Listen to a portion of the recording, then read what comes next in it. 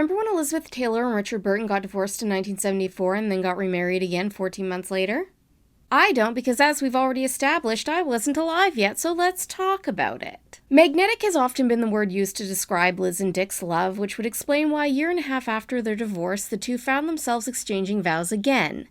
This time in Botswana. On October 10th, 1975, Liz said they exchanged rings, fathomless looks, and were married once again back where we belonged, always belonged. Liz really wanted their marriage to stick this time. She was looking forward to forging a new path ahead with Richard. On one note, she wrote to him, "Dear husb, how about that? You really are my husband again, and I have news for you. There will be bloody no more marriages or divorces. We are stuck like chicken feathers to tar, for lovely always. Do you realize that we shall grow old together, and I know the best is yet to be? Anyway, my little big one, I love you and have a deep tranquility in my heart, and the tug of love is over, and we are one once more. I'm happy.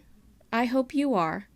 Yours truly, wife." And they really had set their life up like they would be together forever. Richard had even adopted two of Liz's children as his own. Daughter Maria, whom Liz had adopted in 1961, and daughter Liza from her marriage to Mike Todd. Both children had been previously adopted by Eddie Fisher. As much as Liz wanted their marriage to last a lifetime, it was not to be, and 10 months after taking their vows for the second time, the pair would divorce again. "I love Richard with every fiber of my soul," Liz had said, "but we can't be together." She said she had tried everything to make their marriage work, but that they were still good friends. Richard understood. "Elizabeth and I lived on the edge of an exciting volcano. I'm not easy to be married to or live with.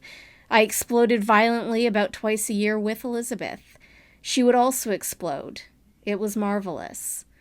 But it could be murder." Richard didn't waste a moment, though, marrying model Susie Miller 2 months after his divorce was finalized in 1976. Susie had been previously married to renowned Formula One racing champion James Hunt. Susie and Dick had spotted each other on a chairlift in December of '75, and then the two found themselves both in Haiti that June, getting divorces from their respective spouses. 50-year-old Richard and 26-year-old Susie were married for 6 years, and while Susie tried to keep Dick's drinking at bay, she was unsuccessful and they divorced in 1982. That same year, he met production assistant Sally Hay on set. The following year, 1983, Liz and Dick reunited for a revival of the play Private Lives. Their notoriety sold tickets, but the reviews were not good. Liz missed several performances due to her many ailments, and during her absence, Richard married Sally, making her his 4th wife. In 1984, Richard had just made a cameo in the George Orwell film of the same name, and he headed to his home in Switzerland happy. But on August 5th, tragedy struck the Burton household when Dick passed away in his sleep from cerebral hemorrhage at the age of 58. Liz did not attend his memorial or funeral in Wales for fear of causing a scene, but she did attend a service in London and placed roses on his grave at Christmas. She had said of Richard that in her heart she'd always believed that they would have been married a third and final time, that from those first moments in Rome they were always madly and powerfully in love. She later told Vogue that she was still madly in love with him the day that he died and that she thought he still loved her too. While Sally has denied the claim, it is said that a letter from Richard arrived at Liz's Bel Air home 3 days before his death. It was waiting for her when she arrived home from his memorial in London. A love letter that said home was where Elizabeth was and that Richard wanted to come home. A letter that meant so much to Liz that it was reportedly buried with her after her death in 2011. Even though her hopes for her marriage to Richard didn't pan out, Liz took her own advice and put on some lipstick and pulled herself together, knowing full well that love was still waiting out there for her.